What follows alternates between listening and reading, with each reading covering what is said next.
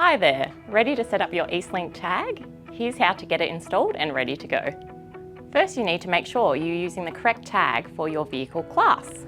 These 3 letters printed on the side of the tag indicate the class of vehicle it should be used in.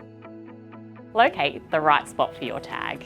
For cars and light commercial vehicles, that's below any tinted sunscreen area and near but not too close to the rear view mirror, ensuring the tag can still slide in and out of its holder. For trucks, position the tag vertically with the holder near the bottom centre of the windscreen, but above any metallic stone guard. Next, clean the windscreen where the tag holder will be mounted using the cleaning wipe provided with the tag. Then, make sure your tags clip securely into the holder.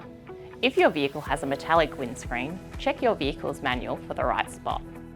Remove the adhesive backing from the tag holder and press firmly to the windscreen for at least 10 seconds.